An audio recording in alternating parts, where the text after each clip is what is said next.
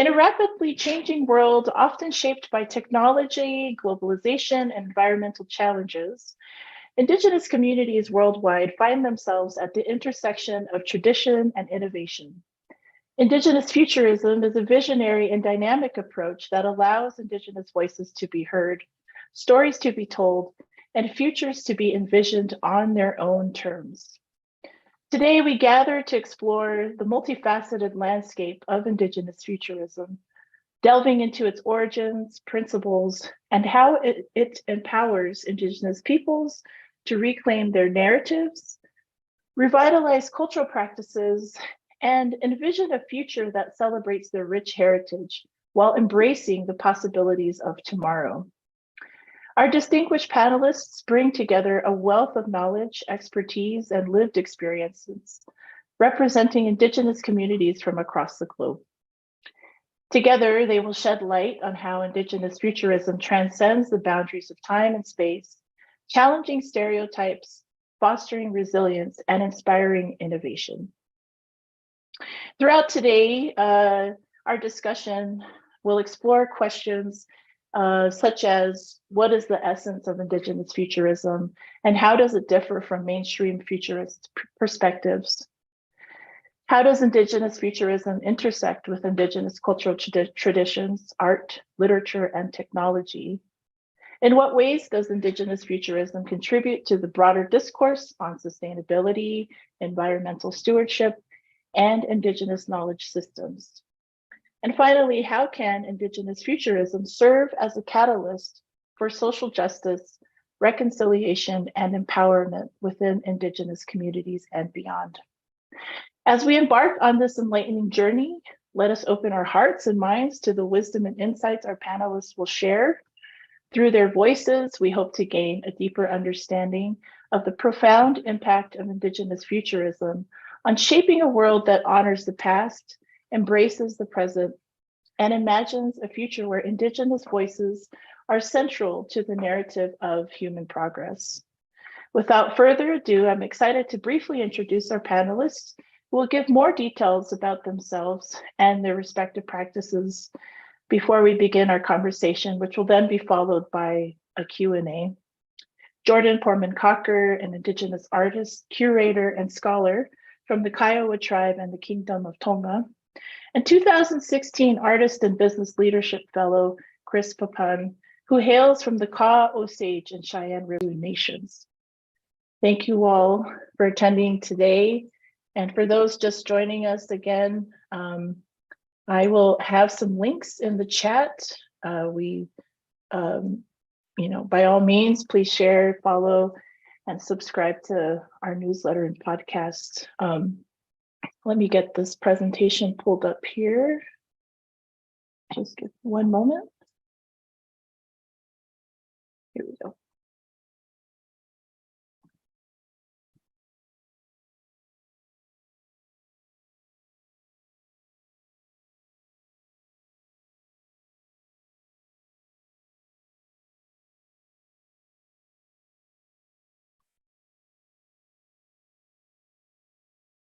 So, Chris, would you like to go ahead and get started? Yeah, that's my stuff. So I'll go first. I will say too that I don't know where you got that picture from on that first slide, but I look really tired, but much younger. So thank you for that. Yeah, Hawaii, everyone. I'm Chris Pappan, a citizen of the Kaw Nation, call ourselves Kanza, and that's Kansas took its name from our people. So I am honored to be here with everyone. And yeah, so I didn't grow up in Kansas on the Kaw Reservation or the Osage Reservation or the Lakota Reservation. I grew up in Flagstaff, Arizona. My mom and dad split when I was very young, and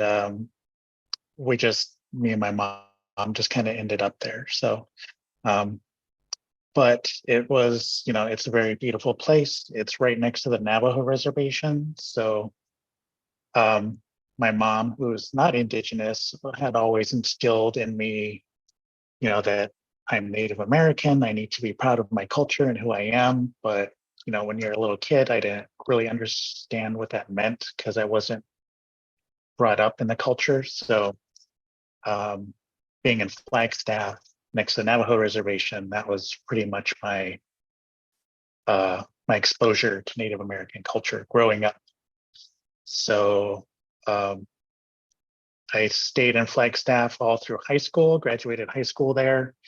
And while I was in high school, I was really focusing on my artwork and wanted to pursue art as a career, and ended up going to the Institute of American Indian Arts in Santa Fe, New Mexico, straight out of high school. And that was less of a professional art training experience for me, but more of a, I guess you could say, cultural experience, because I met and connected with so many other Native art students there that kind of had the same experience as me, that that we were displaced, and that we wanted to express our culture and ourselves in ways that we were experimenting with. So, but I mean, for me personally, it was more of a trying to stay away from that. And then I didn't really decide to, quote unquote, do Native art until after I left IA. But again, I think that the personal cultural experience was more important for me there. And it is also where I met my wife, Deborah Yepa Papan, and she grew up in Chicago, Illinois. So we met in Santa Fe, and I came back to Chicago with her. And that was about 30 years ago now. So I consider myself a Chicagoan. And in that picture on the lower left, that's our daughter. And she's 21 now, pursuing a BFA in dance at Western Michigan University.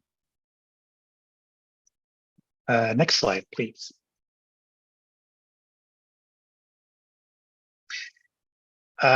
So thinking about my artistic influences and my time in Santa Fe, like I said, I was trying to stay away from quote unquote Native art because I had seen so much growing up that was very stereotypical, howling coyotes, into the trail type work that, at that time, being young, I had thought that, to be a Native artist, I had to conform to that type of imagery and, perpetuate those tropes and that sort of thing. And then when I came to Chicago, the stereotypes here are much more rampant, and there's a lot more ignorance about Native existence here in Chicago. So then this is, when I came to Chicago, that's when I really decided that I need to really assert my culture and, learn more about who I am and where I come from, that sort of thing. But also at the same time, I was also influenced by lowbrow art movement. Lowbrow is defined as work with lurid subject matter, but technically well done.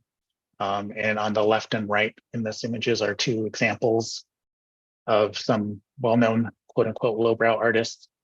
And when I saw that Neil Young poster, the rock poster for a show, I thought, here's a non-Native artist using this Native imagery. What if there's a Native artist doing this lowbrow type work in a Native context? And that, that would really hopefully, shake things up in the Native art world. And then I came across the artwork of Douglas Miles, who was also doing things to really change the narrative and perception of Native art. And so then that's when I really started my practice. Was after I left this. When I came to Chicago, I went to the School of the Art Institute for a couple of semesters, and then went out on my own. and then started getting into Juxtaposed magazine and that sort of thing, and starting experimenting with how to combine Native culture with the lowbrow art theme. Next slide.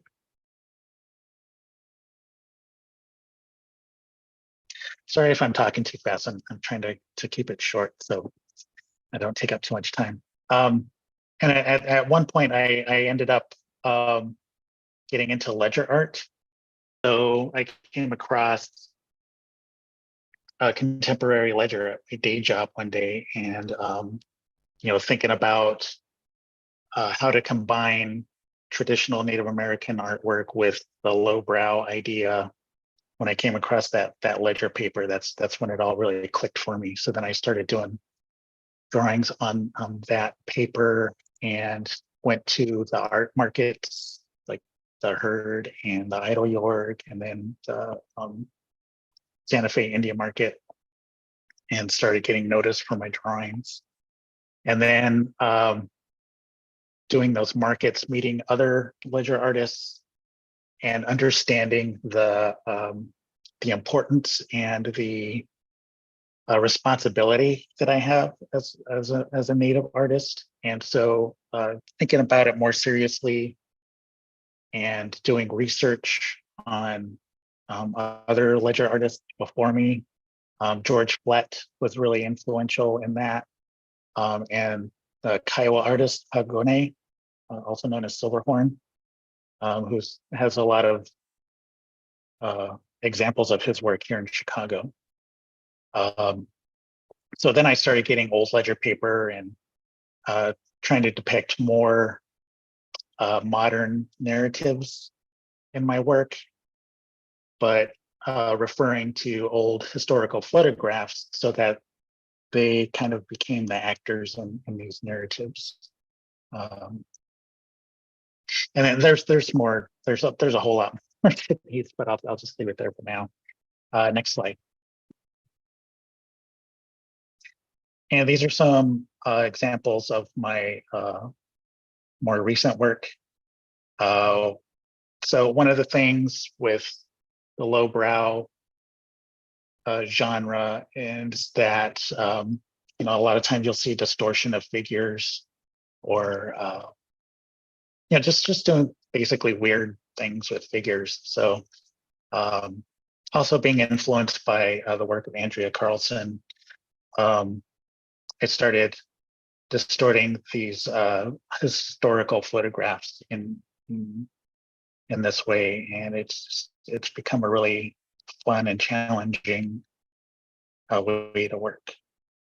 And I'm starting to move away from the ledger paper a little bit, just focusing more strictly on drawing and painting. So, but still trying to think about keeping it related to the ledger work in some way.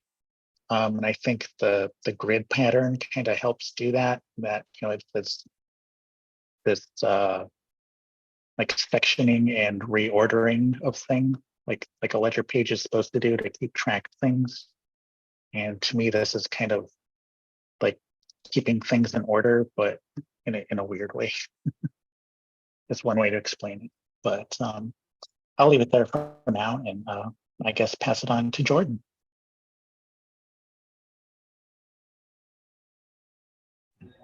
Thanks, Chris.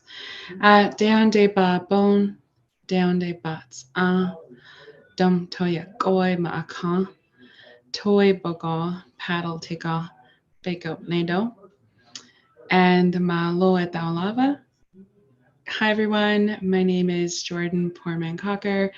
My Kiowa name means Kiowa woman who travels the earth, or another translation is goes on war parties alone.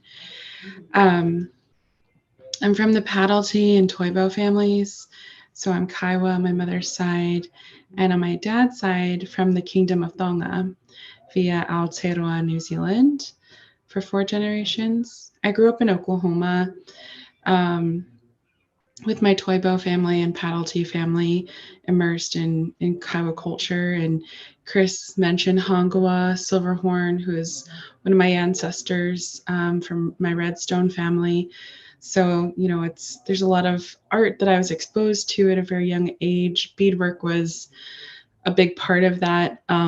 So my mother beads, Deborah Cocker, and artistically, I was inspired by, you know, the greats in my life, the great beadworkers.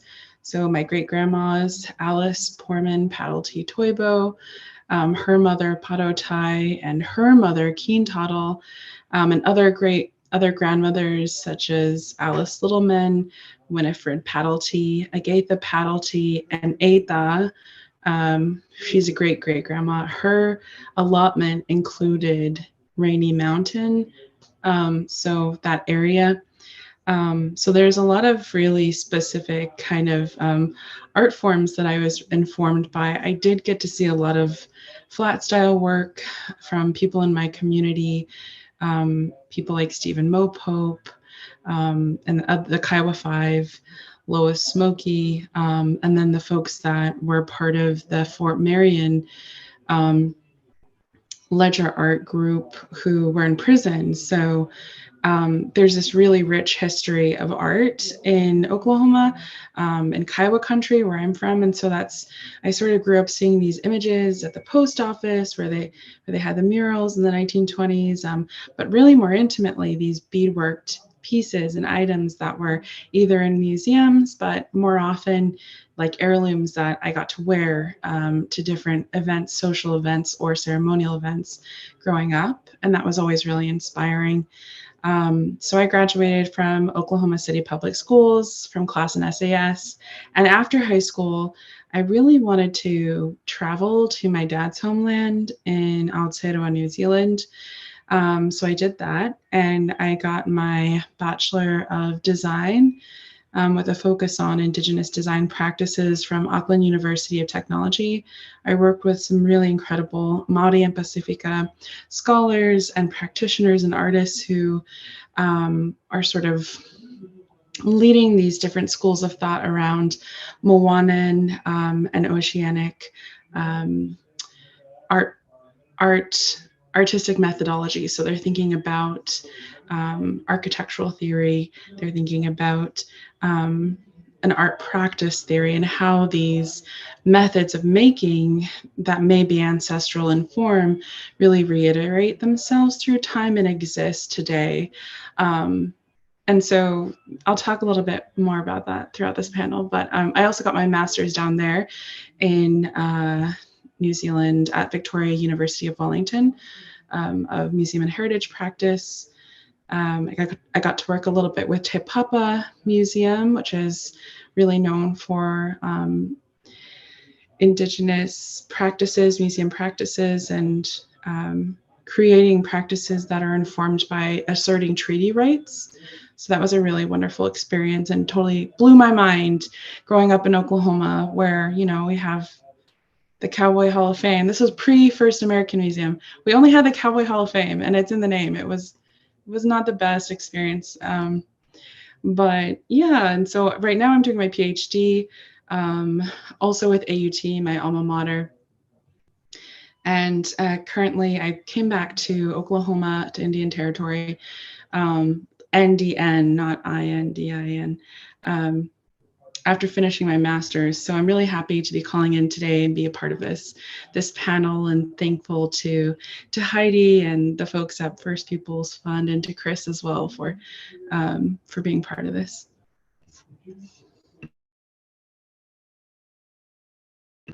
Oh yeah, this is my other slides. This is slide 2. So the first slide was some of my beadwork. This is kind of process image. So that first slide was really showing a piece of my work that looks at Kiowa oak leaves. So there's a lot of different types of oak trees and oak leaves that serve as sort of like inspiration, and it really comes from actually a pre-reservation iconography in ways that we represent ourselves. So it comes from the time that we lived in Montana and southern Canada, in the northern part of the Great Plains. And that kind of period really is referred to as the time of the little old men from the cold country. So So oak leaves are part of my beadwork. They're part of my great-grandmother's beadwork that I reference. You can skip ahead. Let's go one more slide. And then this is like a more playful piece that I did in 2019 called Gift Economy. And so it's kind of addressing, you know, beadwork and the way that it's used today in sort of powwow spaces as part of this gifting economy, and then where that economy intersects with capitalism. Next slide. Yeah, and this is another Kiowa oak leaf that I beaded. This would have been back in 2019 as well. So I'm really happy to share my work today and to talk about that work in dialogue with this topic of Indigenous futurisms.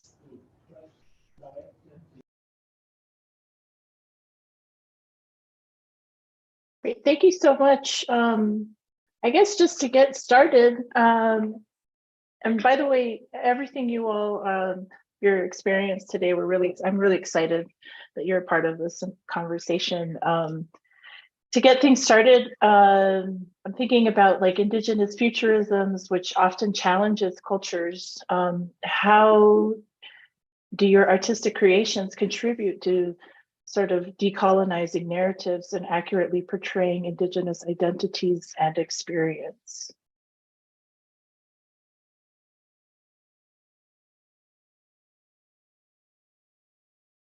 Who wants to go first?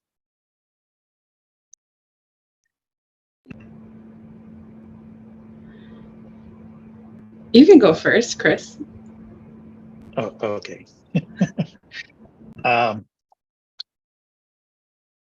Yeah, so I had mentioned, you know, growing up in Arizona, always seeing stereotyped, and you know, even though I didn't grow up immersed in my culture, I understood that, you know, that's not who we are as people. Those imaginary situations that you see are people in, like, you know, the Indian maiden with the moon behind her holding the wolf while it's, you know, howling and stuff. It's, you know, that's not who we are. No, I'd never met a Native person who dressed like that, who did anything like that. So, you know, I knew instinctively and based on reality that was all just, you know, just, it was wrong, and it still is wrong, but it's, you know, it's not who we are. So I think maybe too, that could be another reason why I tried to stay away from Native imagery while I was in Santa Fe, because I didn't really have that experience. And so I was trying to work from my own experience. And, you know, when you're young, you don't always know like what direction you want to go with your artwork, or you know, what you want to say, or sometimes you don't have the confidence to feel that, you know, what you have to say is important. So yeah, and then it took me coming to Chicago to really understand the importance of, you know, my experience, even though it's not the same as everybody else's, but that it was important for me to speak up, and it's important for me to learn more about where I come from. So yeah, you know, and a lot of that lowbrow work that I was seeing that incorporated Native imagery was, you know, based off stereotypes. So I always wanted to turn it back on folks, or you know, play with the stereotype to, you know, to show that, you know, it's how it's ridiculousness. And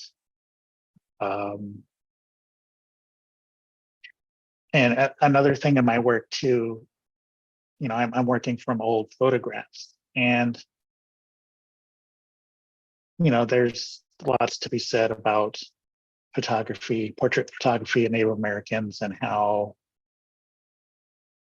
you know, a lot of times they were staged, you know, in order to fit that stereotype. You know, with large headdresses. You know, I've seen photographs where, you know, there's a person posing and then, you know, they have a headdress, you know, the photographer has a headdress in a trunk somewhere and goes and, you know, puts it on the person posing and, you know, to make them look more Indian. I mean, I've seen ledger art in a collection here at the Newberry Library where the artist had he had drawn a battle scene, but then he went back and put feathers on the native people to make them look more Indian. And I was just like, wow, that's crazy. So yeah, this is, you know, it's not a new thing, but you know, so another thing I like to challenge too is native people's perpetuation of stereotypes through artwork as well. And so going back to the portrait photography, I try to look for folks that don't fit that stereotype, you know, like the Southern Plains folks wearing turbans and, you know, people with just, you know, not wearing a big headdress. But if, you know, there are pictures of folks wearing big headdresses, then I like try to kind of exaggerate it, I guess, or, you know, just play with it in different ways to kind of turn it around and exaggerate it to show just how crazy it is.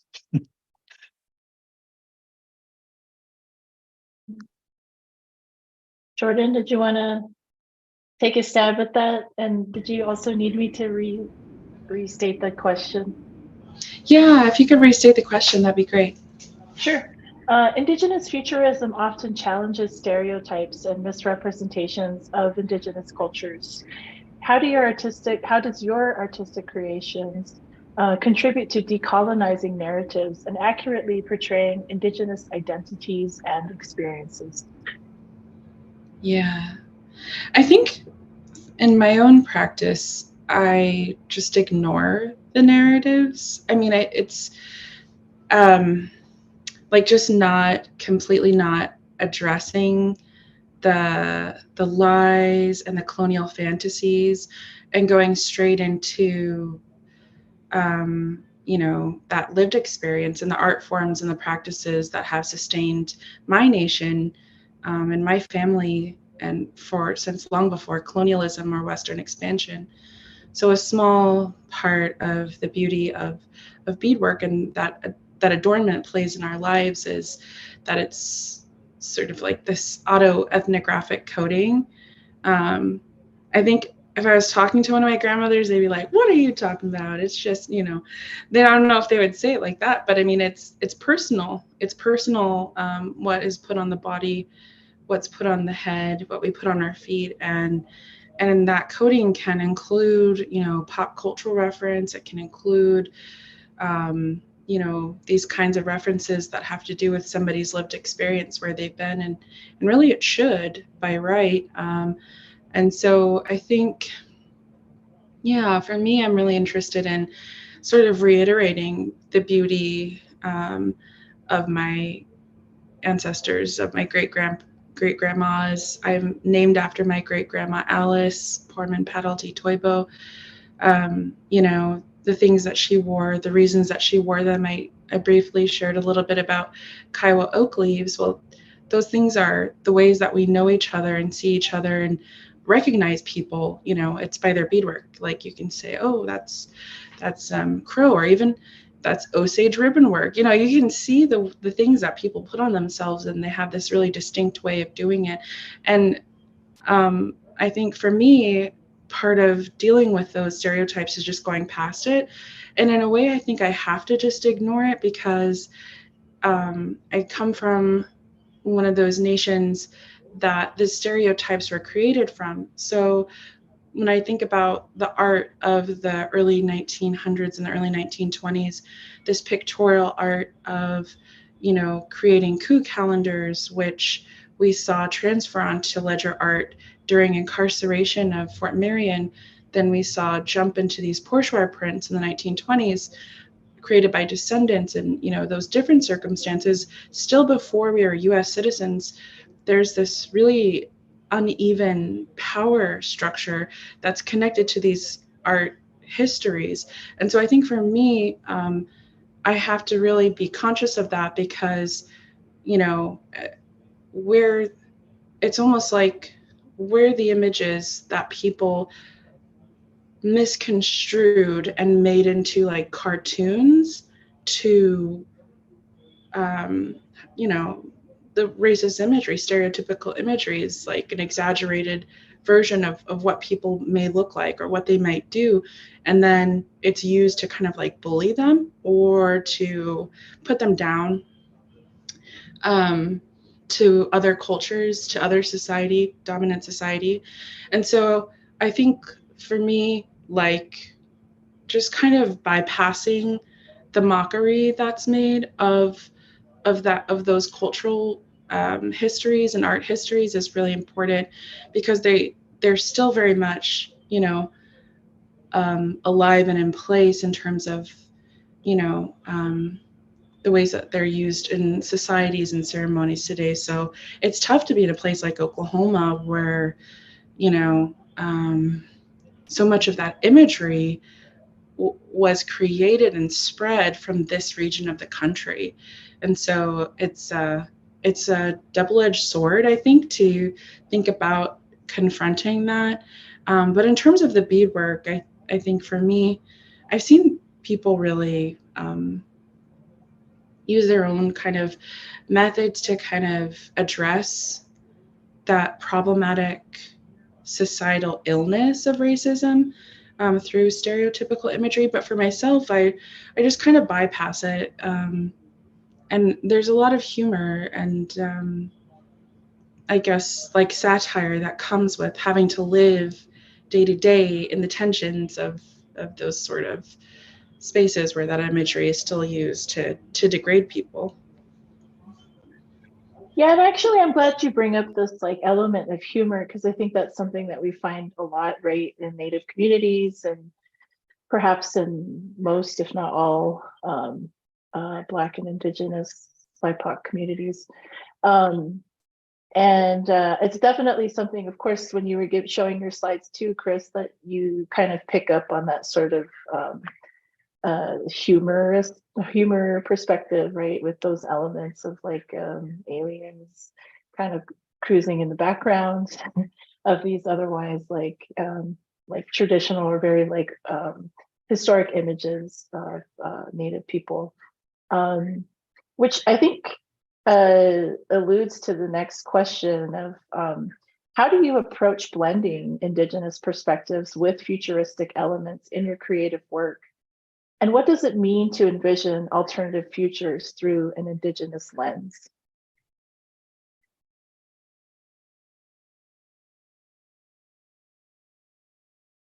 I think for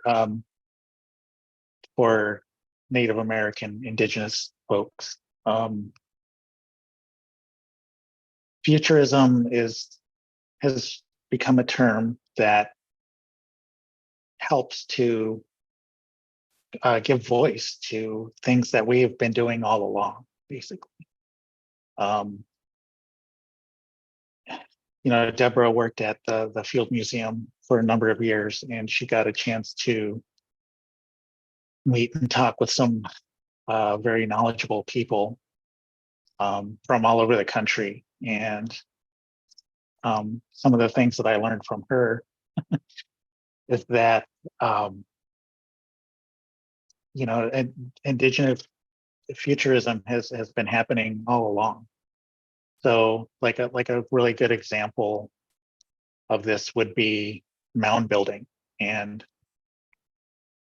because it's meant to last into the future, these incredible structures. And then there are elements that are included within the mounds that is like stored data for us, for future descendants to learn from.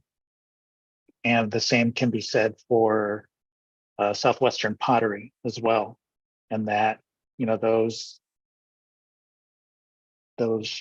beings were brought to life and their life ended, but their story, you know, by the pots being smashed, but then the story, that data is still there, still stored in the place where we all come from.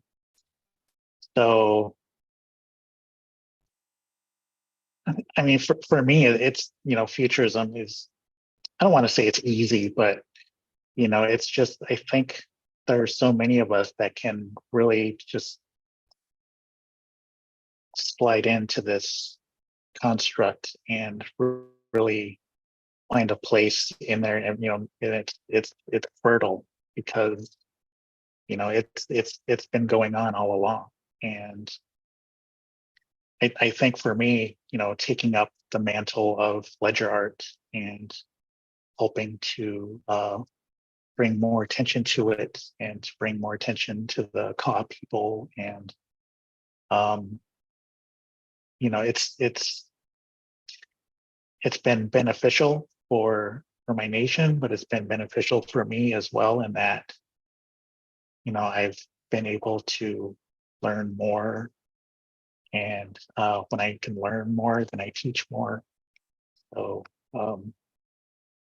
and, you know, for me, I'm always learning. So you know, my apologies, I mispronounced Hongowa's name so earlier, but I'm learning. So yeah, it's good to hear people talk about him, you know, and what he did. So that's wonderful. Yeah, and I met some of his other descendants as well. So, you know, that was really cool too. So yeah, it's been, you know, my art for me has been an incredible journey, and I hope art can be an incredible journey for other folks as well.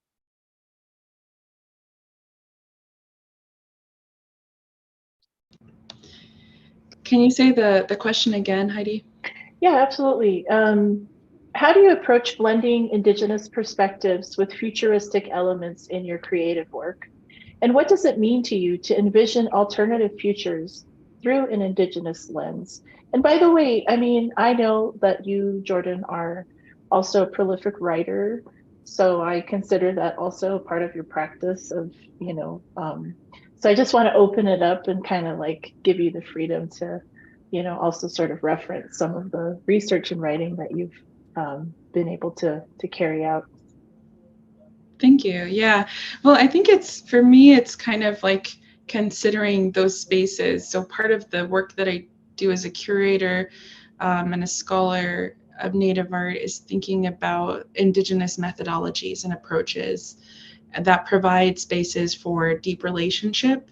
So that means often reframing ontological and practical conversations around the display or collection of Native art, and really confront issues around power, colonialism in the US and other places. And similar to that approach with beadwork is proposing alternative futures. For me, means understanding multiple histories and presence and working in a way that's deeply collaborative for the multiplicity to be there. Because I think part of like the issue of futurisms as being something that potentially could be outside ourselves. I completely agree with Chris. It's innate. It's very innate, and natives have been enacting sort of like, you know, technological advance and a form of futurism for, you know, many generations.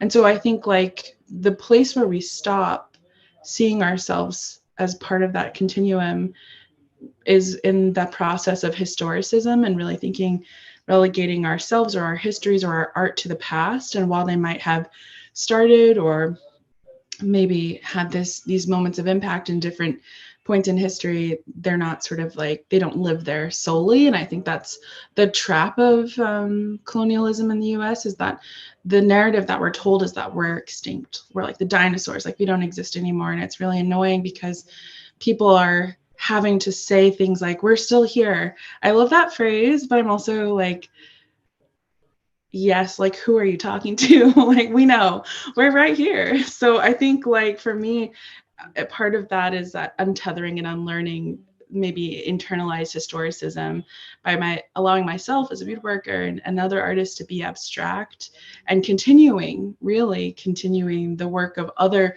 prolific artists, the artist that Chris was mentioning that informed him, the artist that informed me, and creating things that, you know, are aligned with their indigenous technologies. So one of those example of that is Kiowa cradle boards. You know, those were designed really to house and care for children during the first year of like postnatal care. So, and it took 9-month gestational period to create these cradle boards. And the Kiowa cradle boards are often fully beadwork or beadworked really intricately, and that's what they're known for. But people rarely talk about the fact that they're designed, they're like these devices that are created with the intention to help the proprioceptive system, so the system that keeps you balanced, that spatial awareness system, to help that grow in a baby. So for the first year. So there's so much that goes into, you know, that design factor.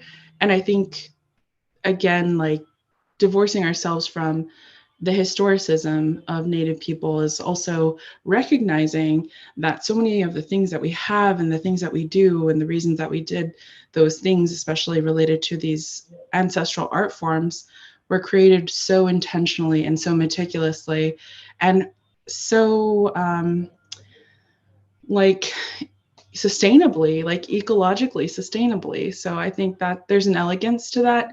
And that's something that I always sort of think about.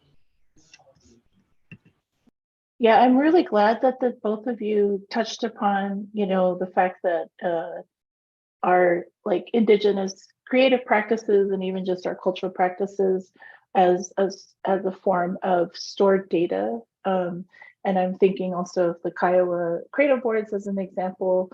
And I remember there was an interview that I did with Ursula. She's one of our students at the MFA program, amazing Chilkat Weaver. And the podcast episode is up on our website, so by all means look it up. But she goes into detail about this practice of weaving, and you know, really just thinking about how those practices, both in the past and today, this continuance of those practices is really like those are the original like sort of data storage systems, right? Like it had all those weavings have like they're like the you know, the memory chips, if you will, or and so much more actually of who we are then and now and potentially in the future. So kind of drawing those parallels with our material culture and practice, I think is really interesting, and something that I think also provides some type of relevance of our creative practices is not just these sort of relics that exist in the past, but recognizing the significance and importance of it continuing to happen today. Excuse me. So the next question I have is, Indigenous futurism often centers on narratives of empowerment, resistance, and liberation.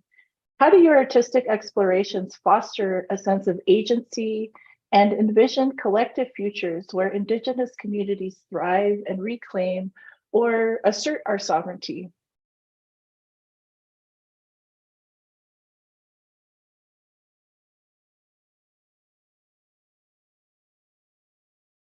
I'll let Jordan go first this time. I think for me, there's sovereignty is really embedded within an art form like beadwork. And I will won't speak on ledger art, but it's really embedded in that as well. It's a way to represent ourselves to the collective, right, to our society. And so, like I talked a little bit about, how Kiowa beadwork, there's these considerations around identity, gender, clan knowledge, and kinship that really inform aesthetics. But those perspectives really serve as a way to communicate with other people, but also to provide like just beauty, just like joy. And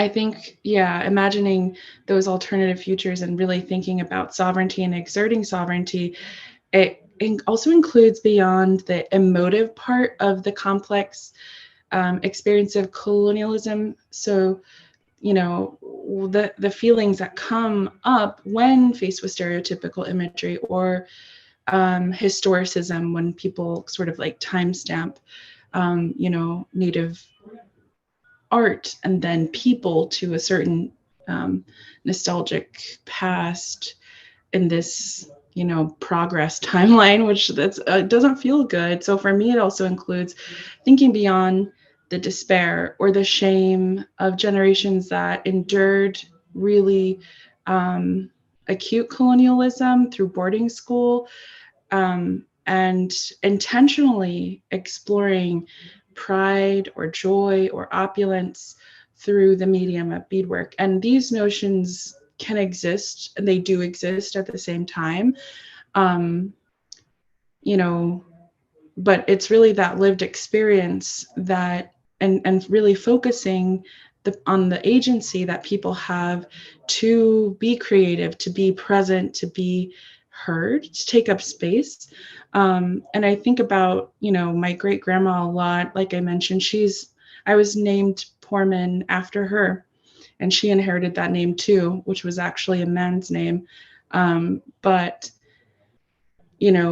she was born in 1908, and she wasn't made a citizen until 1924. So when she was born, she was kind of like a prisoner of war and had this like reservation. She was on the reservation.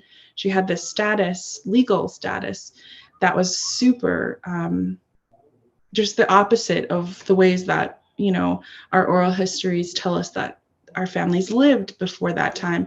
And so it's, for me, like beadwork as an art form carries that deeply personal aesthetic and the stories of Kiowa cosmology, expression, and our life, but it also carries these these marks of experience, which is really valuable.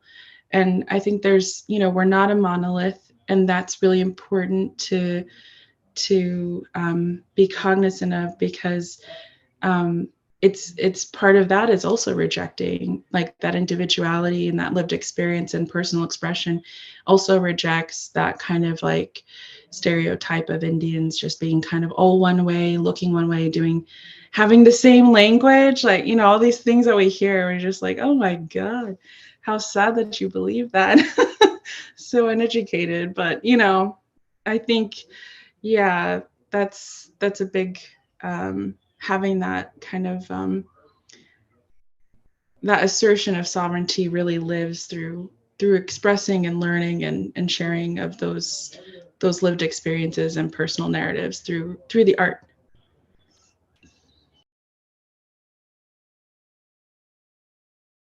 I'll tell you about a personal lived experience that I had that really speaks to this issue. It was during Indian Market, Santa Fe. This is a number of years ago. I believe it was before they even had a ledger art category, which is interesting to see now that they have that. But I was turning in my piece for judging, and the person who was accepting the work looked at my form, and I had it categorized as ledger art or something. And he looked at it and he said, "This is not ledger art." And I said, "Well, it is ledger art because I say it is." And he said, "No, it's not. It's not a warrior on a horse. So do you want to put it in, this category or another category?" Maybe there was ledger art at that time. I don't know. So, so that just pissed me off because, I am the one who says what my artwork is. And I've done research on ledger art. I know what ledger art is. And, we Native people are the ones who define what our artwork is. And for somebody else to tell me that this prestigious market was just, yeah, it was angering at first, but then, it really drove home the point to me that, people still think that they can, impose their own will on who we are and, who we say we are. And so, yeah, and, I, some people, could have been like, well, next year I'll come back with a warrior on a horse and, maybe try to win a prize or whatever. But, I really saw that as like a gauntlet being thrown. And it's like, well, I'm just going to keep doing what I do and, you know, tell this story whenever I can because, it was messed up. But, um, yeah. And, for people who are still actively having a genocide imposed upon us, we are still creating and we are still making our work, and that's another way to say we're still here because I'm getting tired of that too. But and it's just I'm tired of having to say that, but it's important that that we keep making our work and we keep defining our work ourselves. And my work is based on my own personal experiences too. Because that's what ledger art was, and in the late 1800s, people were drawing these narratives and telling these stories about what they were experiencing at that time, and that was an apocalyptic time for our people, and now this is the post-apocalypse, and so my work can be seen as post-apocalyptic.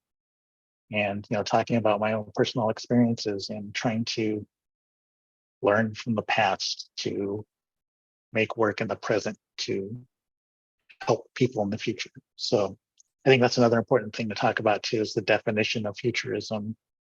And that as far as what I've learned from Grace Dillon, the writer who coined the term Indigenous Futurism, it encompasses all of those things, past, present, and future, and thinks of it as in a holistic way and not in a linear way. So, yeah, I just keep making art, and we'll be fine. Yeah, thank you so much. I mean, there's so much that you just said that, I'm also thinking about kind of the the problematic relationship of market, right, with Native artists, and sort of the people who are in those judging rooms are primarily non-Native, determining who is the best among us still, right? So those are all really, like, I think that's probably a conversation that we should plan for the future. But I think really important stuff, right, that informs how we envision who we are today and in the future. So we're almost out of time, but I want to give both of you a few minutes to maybe share anything else that you feel like needs to be shared. I know Chris hadn't mentioned this when we began, but Chris is also part of the Center for Native Futures, which is having its opening next week in Chicago. It's also the first Native-owned gallery, if I'm not mistaken. The link is in the chat, but I'm happy to repost those links again, just for people's reference. Chris, did you want to share any information on the mission and work that will be happening at the Center for Native Futures? Sure. Thank you so much for that. Yeah, this is a longtime dream of Deborah's and mine. we've always had to go outside of Chicago to find recognition for our work because, again, our work never fit into those stereotypes. I've seen artwork here in Chicago that is considered Native art because it's an image of the Chicago hockey team logo. It's so that kind of tells you where Chicago used to be. It's not the first time that there's been a Native American owned gallery in Chicago, but we are currently the only Native American owned and run gallery in Chicago. So, and